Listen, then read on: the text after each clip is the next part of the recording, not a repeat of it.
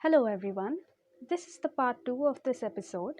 The link to the part 1 of the episode is in description. We hope this motivating story of this para athlete, Devashri Sachin, will give you the reason to fight and hustle more. Happy listening. This part is in continuation with the first part. हाँ हाँ जी। And उसके बाद से अब तक मैं 7 international games खेल चुका हूँ, इंक्लूडिंग एशियन गेम्स। एंड बाकी अब कोरोना थोड़ा सा आ गया, तो कोरोना के टाइम पे था कि अब गेम्स नहीं खेल सकते, तो क्या करें। सो मैंने अपनी मदर के साथ, रेड क्रॉस के साथ मिलके जितने भी हमारे डेली वेज वर्कर्स थे, या जो अपने स्टेट को छोड़ के, अपने गांव को छोड़ के काम करने आए थे, या माइग्रेशन। सो मैंने उन सबको अपने एनजीओस के साथ मिलके खाना डिस्ट्रीब्यूट किया। एंड मतलब जो काम मैं अपने दिल से कर सकता था, मैं जो काम मैं खुद से कर सकता था, मैंने पूरी हेल्प की कि मेरे को बैठना नहीं है, कुछ ऐसा करना है, एक हटके चीज करनी है कि जब सब लोग बैठे हों तब उठ के बाहर निकल के, इवन डॉक्टर्स हैं, नर्सेज हैं, सैनिटरी वर्कर्स हैं, उन लोगों को मास्क, सैनिटाइजर्स, पीपी किट्स, जितना सामान है सब डिस्ट्रीब्यूट करना था। तो मैं आगे बढ़ा, मैंने कहा कि अगर मैं गेम्स खेल सकता हूँ तो मैं ये भी कर सकता हूँ। तो मतलब मतलब आपको बैठना नहीं है घर पे। मैंने बस ये बना लिया कि आपको अब घर पे नहीं बैठना, आपको कुछ ना कुछ करते रहना है। सो मेरे टीचर्स को पता लगा, मेरे डीन को पता लगा, he was like wow, this is wow. मतलब वो तो बिल्कुल ही पागल हो गए। या एंड मजे की बात, वो इंडिया के थे भी नहीं, ही वाज वो यूके से आए थे और मतलब थोड़े टाइम के लिए यूके से इंडिया आए थे, तो वो यहाँ पे ही अब रहते हैं। अब तो वो रिटायर हो गए हैं, अप्रॉक्स 70 इयर्स हो गए उनके। तो ही वॉज वेरी प्राउड कि बेटा अब आप ओलंपिक्स में जाओगे तो मुझे बताना, मैं टोक्यो आऊंगा आपको देखने। सो वो एक मोमेंट था कि अप्रिशिएट यस, किया गया आपको। यस, कि आप मतलब कुछ ना करके, मतलब कुछ भी ना होके आप बहुत कुछ हो सकते हो। बस आपको अपने दिल में ये चीज हमेशा रखनी है कि आप कर सकते हो। सेल्फ कॉन्फिडेंस को कभी भी डाउन नहीं करना चाहिए। ये चीज मैंने अपने लाइफ टाइम में सीखी है। तो ये बताइए, आप जब छोटे थे, आप जब पैदा हुए थे, आप रोए नहीं थे, एंड ऑक्सीजन आपके ब्रेन तक नहीं पहुंची और उसके वजह से आपको सेरेब्रल पैल्सी जैसी कंडीशन हो गई। तो ये बताइए, उसके बाद के जो मेडिकल प्रोसीजर्स, ट्रीटमेंट्स, उसका सफर कैसा रहा? ओके, स्टार्टिंग में जैसे मैंने आपको बताया, मैं रोया नहीं था। सो अप्रॉक्स मैं 3 साल का था, जैसे मेरी मदर बताती हैं, मैं 3 साल का था। मैं अपनी फीट के बल चलता था, मैं पूरा पैर नहीं रखता था। सो ये चीज डिटेक्ट हुई, और अपने पैर के टोज पे, पैर के जो टोज होते हैं उनके बल पे चलता था और गिर जाता था। तो ये चीज धीरे धीरे मेरे घर वालों ने नोटिस करी। देन उसके बाद मैं एम्स में गया स्टार्टिंग में, वहां पे मेरा इलाज हुआ। सो दे डिटेक्टेड मस्कुलर डिस्ट्रॉफी। अच्छा। उस टाइम पे उन्होंने मस्कुलर डिस्ट्रॉफी डिटेक्ट की। सो जब मैं छोटा था तो इतना पता नहीं लगता था, एंड घर वाले भी इतना सपोर्ट नहीं करते थे, तो इतना मेरा ट्रीटमेंट नहीं हुआ उस टाइम पे। धीरे धीरे जब मैं 7 इयर्स का हुआ तो वो प्रॉब्लम थोड़ी बढ़नी शुरू हुई, बिकॉज एज के साथ जैसे जैसे मैं बड़ा होता जा रहा था, वैसे वैसे मस्कुलर डिस्ट्रॉफी में मेरी मसल्स खत्म होती जा रही, वीक होती जा रही थी। और हाँ, सो काफी ज्यादा वो टेंस टाइम आ गया था, बिकॉज मैं बिल्कुल भी नहीं चल पाता था, एंड जरा सा चलते ही गिर जाता था। तो स्कूल भी जाना होता था, सब कुछ करना होता था, तो वो डिफिकल्ट होता जा रहा था। देन हमें एक डॉक्टर का रेफरेंस मिला ही वाज इन अहमदाबाद। हम्म, सो उन्होंने देखा। सो उन्होंने बताया कि सिर्फ आपको मस्कुलर डिस्ट्रॉफी नहीं है, आपको इसके साथ में कुछ और डिजीज भी है जो आपकी हेल्थ को भी खराब करती जा रही है। अच्छा। तो उन्होंने उस टाइम तक मेरा सेरेब्रल पल्सी डिटेक्ट नहीं कर पाए थे। तो उन्होंने मेरे पैरों का ऑपरेशन किया, जिसमें उन्होंने जो मसल्स थी उनको मसल्स को लूज करने के लिए या फिर मसल्स को रीग्रो करने के लिए जो भी मेडिकेशंस थी उनका यूज करा। एक पूरी यूएस से टीम आई थी डॉक्टर्स की। अप्रॉक्स 12 आवर्स का ऑपरेशन था और अप्रॉक्स 60 स्टिचेस मेरे पैरों पे लगे थे। सो वो थोड़ा सा टाइम था जब हम मतलब घर पे लग रहा था कि शायद ये ठीक हो जाएगा, बट डॉक्टर्स को काफी कम उम्मीद थी ओके। बिकॉज वहाँ पे 7 ऐसे पेशेंट्स थे जिनको सेम प्रॉब्लम थी या अच्छा। फिर कहो मुझसे थोड़ी ज्यादा, एंड ओके। उनका सेरेब्रल पल्सी डिटेक्टेड था। मेरा अकेले का सेरेब्रल पल्सी उस टाइम पे डिटेक्टेड नहीं था। सो सम ऑफ देम ऑपरेशन के बीच में ही उनका थोड़ा कुछ प्रॉब्लम हुआ या ऑपरेशन सक्सेसफुल नहीं हुआ। बाकियों का थोड़ा मेंटल ब्रेकडाउन की वजह से they didn't survive much longer. So उन डॉक्टर से जिन्होंने मेरा ऑपरेशन किया था उन्होंने मेरे को थोड़े टाइम पहले बताया कि बेटा आपके साथ जितने भी पेशेंट थे कोई भी नहीं बचा है, और उनको रीजन नहीं पता था। सो आफ्टर दैट वो थोड़ा सा हॉरिफाइंग मोमेंट था, क्योंकि आप क्योंकि मेरा भी वहीं ऑपरेशन हुआ था। जी। एंड आफ्टर दैट तब तक सब कुछ फिर उसके बाद नॉर्मल सा होने लगा। मैं अपनी फीट रखने लगा, धीरे धीरे मैंने चलना शुरू किया।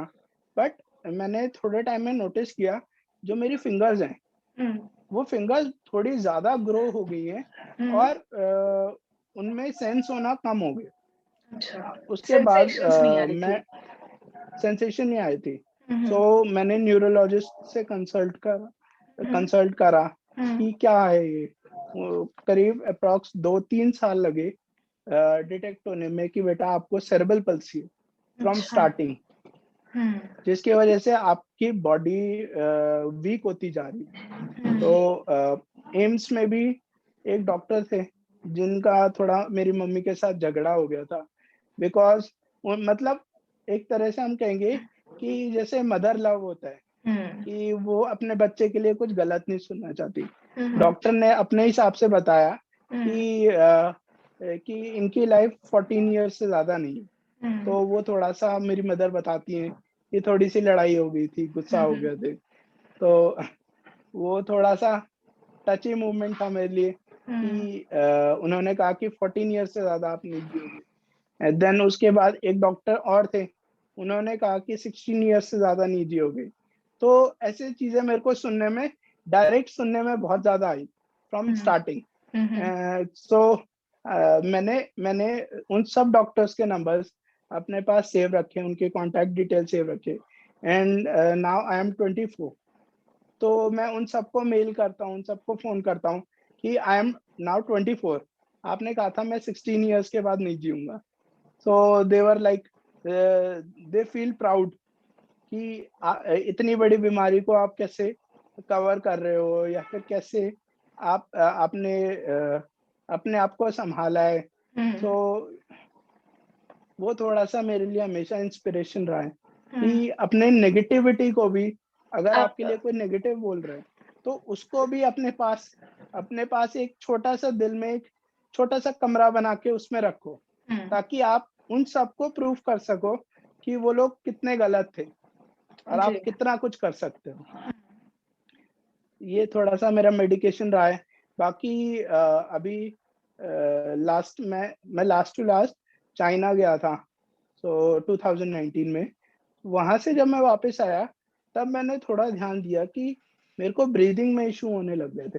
तो सेम मतलब सिम्टम्स थे सेरेब्रल पल्सी के कि अंदर से मेरे ऑर्गन्स वीक हो गए थे, बॉडी के ऑर्गन्स वीक हो गए हैं। सो उसकी वजह से भी मैं 2020 में थोड़े टाइम के लिए आईसीयू में रहा। मेरा डायाफ्राम था वो मेरे हार्ट के पास तक पहुंच गया था। हम्म, देन डॉक्टर्स अगेन सेड कि बेटा कुछ साल के लिए हो आप, उसके बाद आप शायद नहीं बचोगे क्योंकि आपको ये बहुत ज्यादा क्रूशियल हो गया है। सो आई वाज लाइक कि डॉक्टर 1 साल रुको, अगले साल दोनों स्काई डाइविंग करने चलेंगे। तो ही वाज लाइक बेटा क्या खाते हो, क्या करते हो आप? मतलब वो मेरे बारे में उनका थोड़ा माइंडसेट चेंज हो गया कि कैसे आप, मेरा लेफ्ट लंग है वो 75% इस टाइम इंजर्ड है। मैं एक ही लंग से सांस ले पाता हूँ इस टाइम पे। सो दे वर लाइक कि बेटा कुछ भी हैवी वर्क नहीं। देन आफ्टर दैट मैंने उनको अपने सारे मेडल्स दिखाए कि अब तक मैंने इतने मेडल्स जीत लिए। तो दे वर लाइक कि बेटा दिस इज गुड, बट आप कैसे आगे प्रस्यू मुश्किल है कि आप कर पाओगे। After that in February 12 February 2020 मैं हॉस्पिटल से डिस्चार्ज हुआ था। एंड मैंने उस डेट को सेव रखा एंड 12 February 2021 को मैंने उन सबको मैसेज करा व्हाट्सएप पे, वीडियो भेजा ट्रेनिंग करते हुए कि मैं हेवी ट्रेनिंग कर रहा था। सो दे वर लाइक कि हाउ। तो मैंने उनको बताया कि जो पावर मेडिकल साइंस में है, जो पावर मेडिकेशंस में है, उतनी पावर आपके उतनी पावर आपके अंदर है, जिसको हम विल पावर बोलते हैं। अगर आप सिर्फ मेडिसिन के बल पे हो तो भी आप ठीक नहीं हो सकते जब तक आपके दिल में नहीं है कि आप आपको ठीक होना होना चाहते हो। बिल्कुल। यस। ये सो बहुत अच्छी बात कही जितना आपने। जितना हम मेडिकेशंस पे बिलीव करते हैं उतना हमें अपने आप पे बिलीव करना चाहिए। तो उससे हर छोटी छोटी चीज ठीक होनी शुरू हो जाती है। इवन अभी मैंने थोड़े टाइम पहले मैं रेगुलर चेकअप के लिए गया, तो मैंने एक्सरे कराया। तो डॉक्टर्स भी लाइक कि दिस इज इम्पॉसिबल। मैंने पूछा क्या हुआ? वो बोले आपका जो रिब केज में आपका डायाफ्राम फंस गया था वो नीचे आ गया है, वो थोड़ा सा अभी और ऊपर है, मतलब वो थोड़े टाइम में नीचे आ जाएगा। सो दे वर लाइक कि बेटा क्या करते हो? मैंने कहा डॉक्टर मैं तो शॉर्ट पुट थ्रो करता हूँ। वो बोले बेटा जो भी करते हो करते रहो बिकॉज आप जो भी कर रहे हो वो आपको हील कर रहा है। तो वो थोड़ा सा मेरे लिए एक रिलीफ मोमेंट था कि चलो ठीक है, अच्छी बात है। जो भी कर रहे हैं, इवन मुझे ये सब काम मना किए हुए थे कि आपको कुछ भी हैवी थ्रो नहीं करना है या कुछ भी ऐसा काम नहीं करना है जो आपको थकाए। तो आई वाज लाइक कि अब ठीक है। तो मैंने डॉक्टर को सिर्फ इतना ही बोला कि डॉक्टर अब मैं इंटरनेशनल टूर्स कर सकता हूँ। सो वो थोड़ा सा हंसे। उन्होंने कहा बेटा आप क्या सोचते हो अपने बारे में? सो मैंने उनको एक छोटी सी बात बोली कि मैं अपने बारे में अगर सोचूंगा तो शायद मेरे लिए जीना थोड़ा मुश्किल हो जाए। मैं ये सोचता हूँ कि जिन्होंने मेरे लिए एफर्ट्स किए हैं, अगर मैंने कुछ नहीं किया तो उनका क्या होगा? तो life is not about yourself. Life is about कि आपके साथ जो जो जुड़ा है आप उनकी कितनी कदर करते हो, आप उनकी कितनी रिस्पेक्ट करते हो। और जब तक आप उस चीज को अपने दिल में रखोगे आपको कोई भी बीमारी हरा नहीं सकती या कोई भी डिसेबिलिटी आपको कमजोर नहीं कर सकती। ये विल पावर चाहे जो भी हो, कितनी भी हम साइंस की बातें कर ले, विल पावर से कभी कोई यस। तो ये बताइए आपकी आपने जैसे कि कहा कि आपकी फैमिली थोड़ी ऑर्थोडॉक्स थी, तो आप वो एक्सेप्ट नहीं कर पा रही थी एंड या आपकी इतनी कॉम्प्लिकेटेड मेडिकल ट्रीटमेंट्स वगैरह भी चल रही थी साथ ही साथ। तो ये जो खुद को एक यस एक्सेप्ट करने का एक होता है कि आपको या बार-बार आपको तोड़ा जाए और फिर भी आप या उतनी ही मजबूती से खड़े हो जाए, वो भी एक या बहुत बड़ी बात होती है। तो वो आप कैसे यस करते थे? Exactly. Hmm, actually since my 12th class मैंने अपने आप को कह सकते हैं कि एक्सेप्ट नहीं कर रहा था। मेरी जो सिचुएशन थी मैं अपने आप को एक्सेप्ट नहीं कर पा रहा था। हुँ, सो समटाइम्स जैसे टीनेजर्स होते हैं तो उनके मन में सुसाइडल ख्याल और ये सब बहुत कॉमन होता है। मेरे साथ भी सेम सीन था। बट कहीं ना कहीं एक दिन मैंने अपनी मदर को रोते हुए देखा अबाउट ऑल दिस कि तुम्हारा बेटा तो कुछ कर नहीं सकता या अब नॉर्मल है, चल भी नहीं पाता है, कुछ खाना भी खुद नहीं खा पाता है। सो मैं अपनी मदर के पास गया और मैंने सिर्फ उनसे एक ही चीज पूछी कि आपको क्या चाहिए।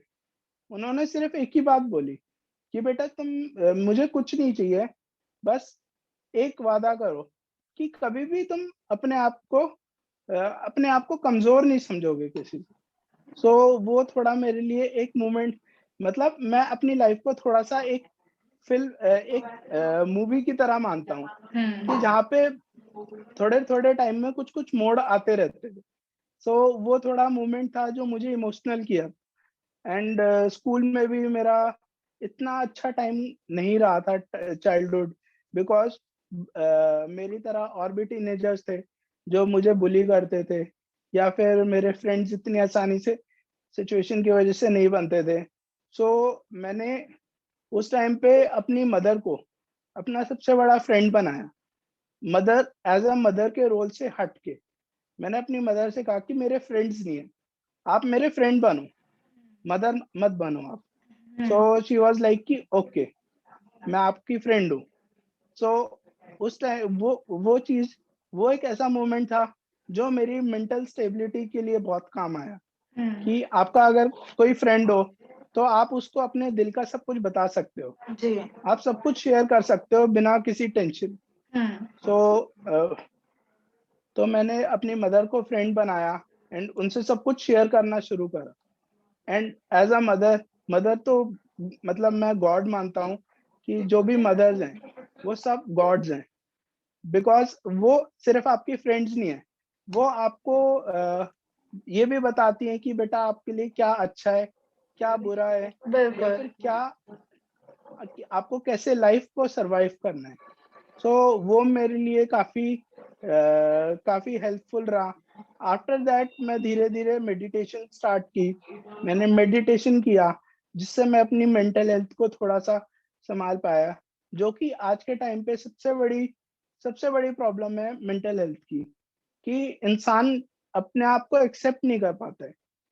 चाहे वो मतलब वो एक जनरल इंसान हो, या फिर एक स्पेशली एबल्ड चाइल्ड हो, या फिर स्पेशली एबल चाइल्ड के पेरेंट्स हो।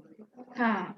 एक्सेप्टेंस एक ऐसी चीज है जो इतना इजीली कोई भी नहीं कर पाता है। सबकी तो एक अपनी मैं जर्नी जैसे, होती है। यस, मैं स्कूल्स में काफी जाता हूँ। स्कूल्स में बीच बीच में जैसे स्पोर्ट्स इवेंट्स होते हैं तो वहाँ पे मुझे एज अ चीफ गेस्ट बुला लेते हैं, बट मैं एक नॉर्मल स्टूडेंट की तरह जाता हूँ। एंड वहाँ पे सिर्फ पेरेंट्स को यही कन्वे करता हूँ कि आपका बच्चा जो भी कर रहा है वो आपको उस चीज से प्राउड होना चाहिए। अगर आपका बच्चा 33 भी ला रहा है आउट ऑफ 100, आपको प्राउड होना चाहिए कि वो अपनी तरफ से कोशिश कर रहा है। एंड बिल्कुल। उसके इंटरेस्ट को जानना चाहिए, ना कि रेस के पीछे पड़ना चाहिए कि अगर एक 90 ला रहा है तो आप 90 क्यों नहीं ला रहे हो। बिकॉज जैसे हमारा हाथ होता है, एक भी फिंगर बराबर नहीं होती है। तो हर बिल्कुल, किसी में सारे बच्चे एक, अलग। या हर एक उंगली में एक स्पेशलिटी होती है। तो आप कभी भी किसी भी इंसान को दूसरे इंसान से कंपेयर नहीं करना चाहिए, बिकॉज उनकी जर्नी अलग है, आपकी जर्नी अलग है। उनका स्ट्रगल आप नहीं जानते हो, आपका स्ट्रगल वो नहीं जानते। तो अ, बिल्कुल। ऐसी ही कुछ बातें मुझे मोटिवेट करती है। और जितना मैं लोगों से इंटरेक्ट करता हूँ वो चीज मुझ में और मोटिवेशन लाती है कि अगर अगर मेरे अंदर नेगेटिव ख्याल आएंगे तो मैं आगे आने वाले लोगों को क्या क्या सीख दे पाऊंगा, या फिर मुझे देख के लोग क्या सीखेंगे।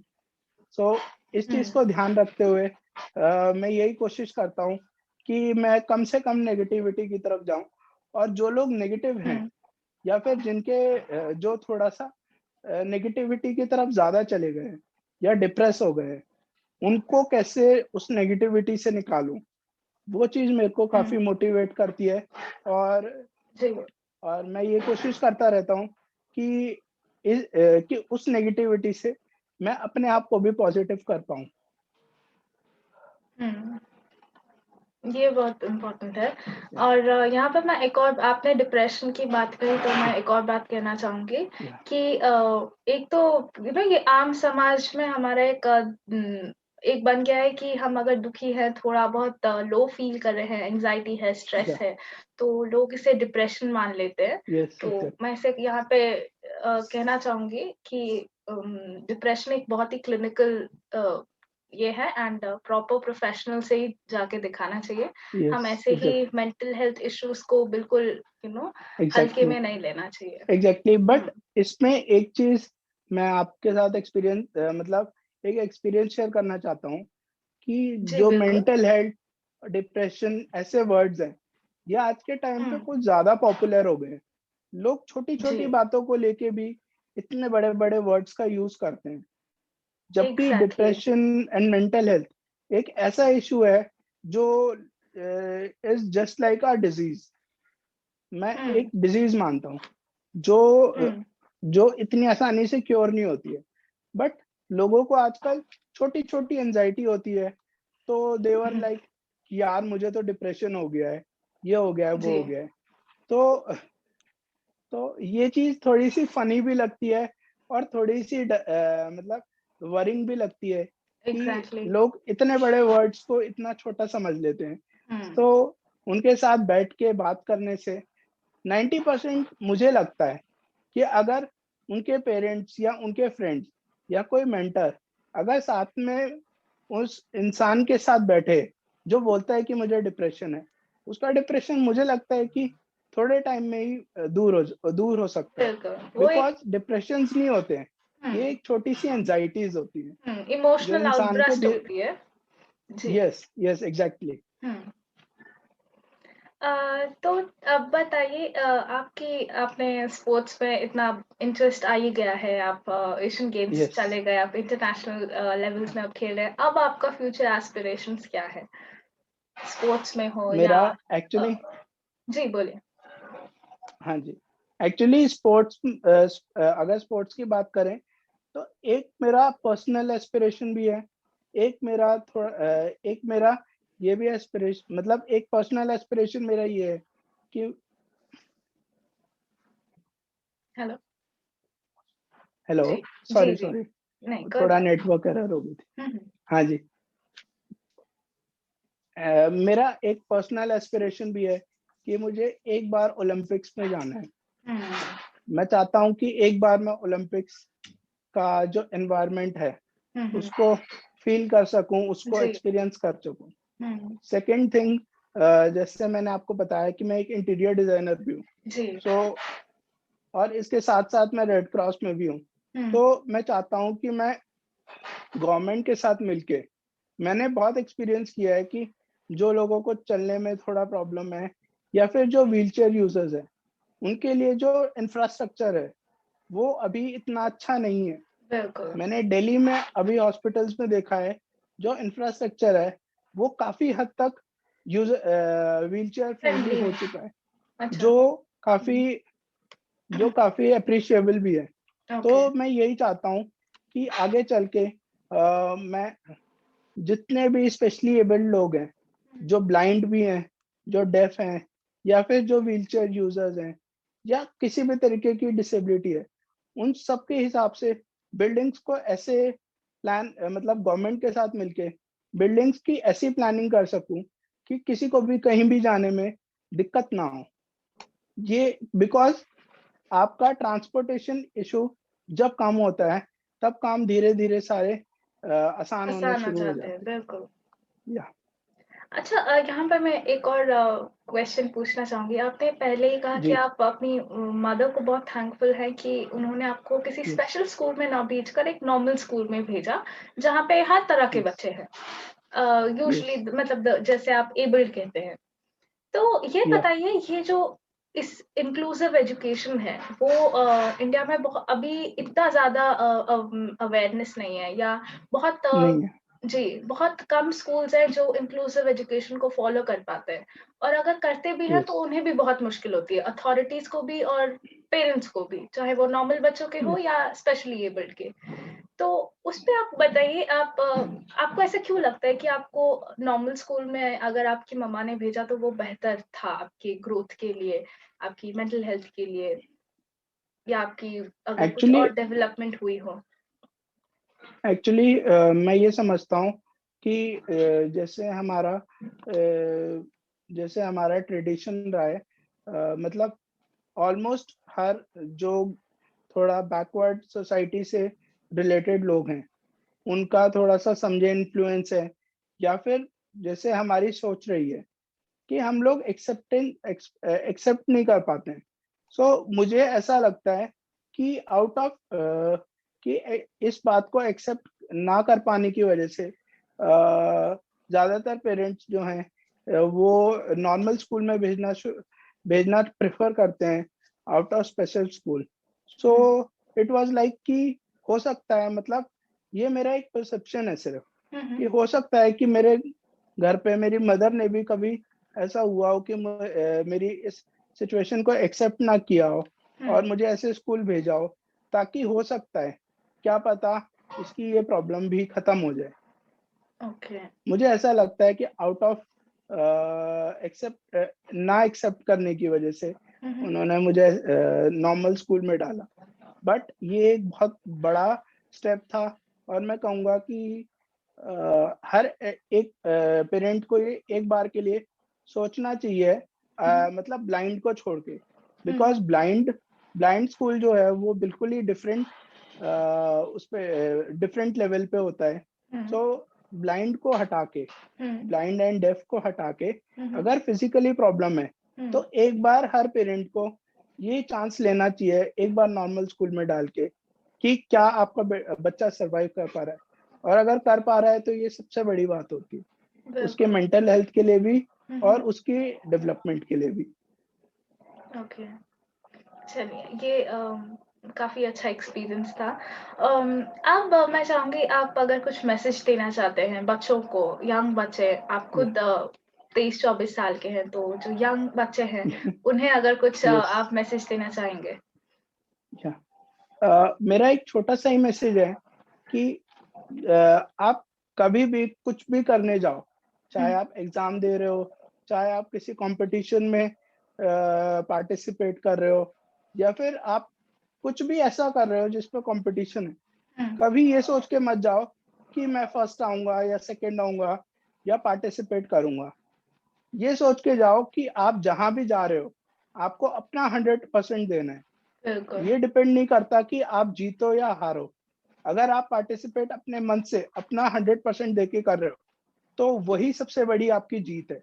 हुँ, मेडल्स और ये सब तो कुछ टाइम के लिए अच्छे होते हैं, बट आपका सेल्फ सैटिस्फैक्शन आपकी लाइफ टाइम के लिए, आपके मोरल वैल्यूज़ के लिए, आपके डेवलपमेंट के लिए सबसे ज़्यादा ज़रूरी होता है।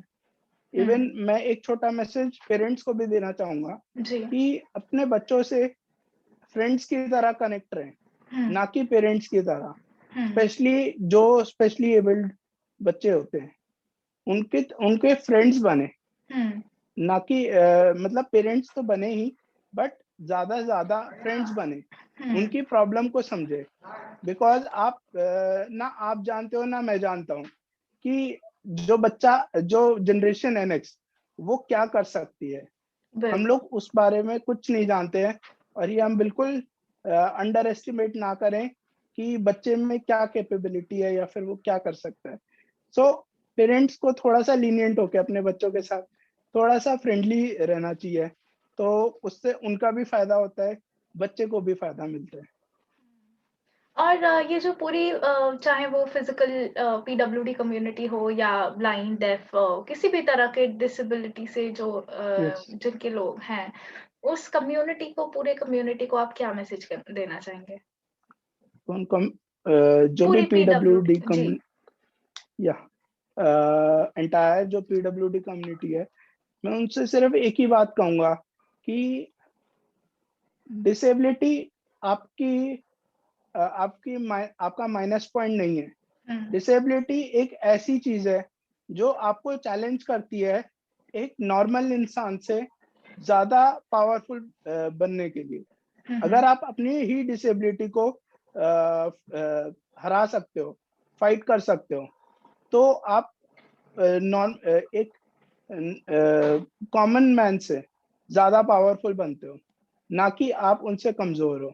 जी। ये गॉड गॉड की वजह से, मतलब आप गॉड की बात करो या फिर मेडिकली कुछ भी या जेनेटिकली, जो भी रीजन रहा हो आपकी आपकी डिसेबिलिटी के लिए, ये आपको एक चैलेंज देता है, एक इंस्पिरेशन बनने का, ना कि आप ना कि आप डाउन हो, मतलब ना कि आप किसी से कम हो।